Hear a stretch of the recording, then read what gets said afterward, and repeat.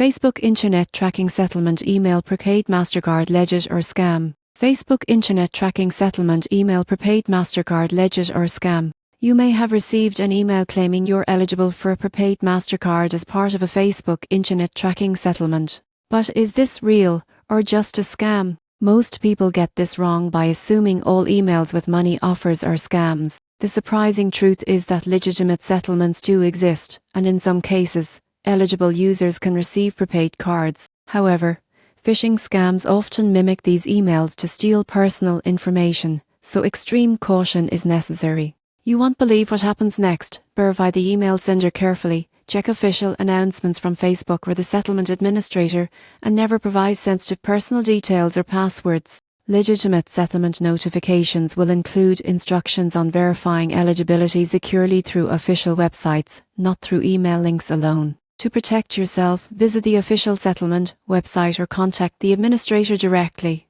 Do not click on suspicious links or download attachments from unexpected emails. In conclusion, while some Facebook settlement emails may be legitimate, scams are rampant. Always verify through official channels and never share sensitive information.